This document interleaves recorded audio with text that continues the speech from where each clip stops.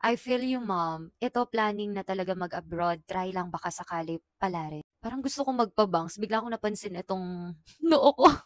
Feel ko nasa angle to ng phone. Kasi dito naman, tignan nyo, hindi naman ako ganun kanoo, no? Okay, balik na tayo sa topic. Hi, teachers! Hi, future operatives! Kumusta? Kumusta? Alam nyo, teachers, may aaminin ako sa inyo. Isa din ito sa mga naisip. Gusto ko rin mag-abroad, mag-travel. Hindi ako nagjo-joke. Maraming nagsasabi sa akin. Even my mom, kung nag-aaral pa ako ng college, sabi niya, mag-abroad na muna daw ako. Alam niya na may passion ako sa teaching, nakikita niya.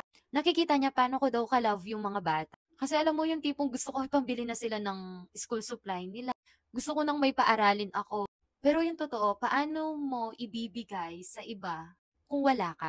I mean, hindi ako kasi ganun ka-financially stable pa. Isa yon. Kasi alam naman natin, kahit papano sa abroad, twice or thrice, 2 times, 3 times, 4 times, 5 times ang sweldo. Mas mabilis tayo makakaipon. Sabi niya, kapag nakapag-ipon ka na, pwede ka nang umuwi nun. At least, yung umaandar na talaga sa'yo, gusto mo na talaga ng pagtuturo. Pwede naman kasi sa abroad nagtuturo ka, nakakatanggap ka rin ng magandang sweldo. Isa yon. Tapos sabi niya, mag-ano ka muna sa ibang bansa kasi mas magmamature ka doon.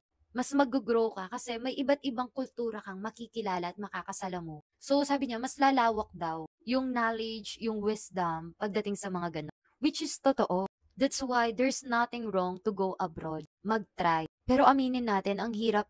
Hindi rin siya ganun kabiro na parang andali lang gumawa or magpasa ng mga requirement. It takes time din. Talagang prayer din, patience din, tsaka parang let din, kung para sa'yo, parang item din.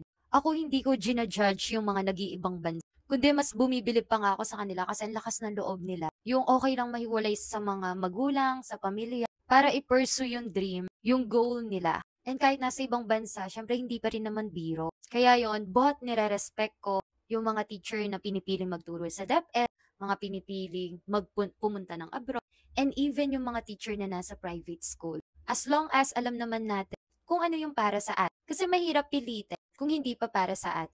Mahirap kunin kung hindi pa hinog. Kasi kapag para sa atin yan, kahit anong gawin mo, mapupunta yan sa'yo. May tamang panahon lang talaga. Ako sabi ko nga, kung di pa ako papalarin ng item, gusto kong mag-try abroad.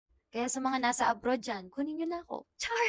And yun, iba-iba kasi tayo na reason bakit gusto rin nating mag-abroad, di ba? Because of family, or gusto pa nating mag-grow, at tayo makakasagot niyan.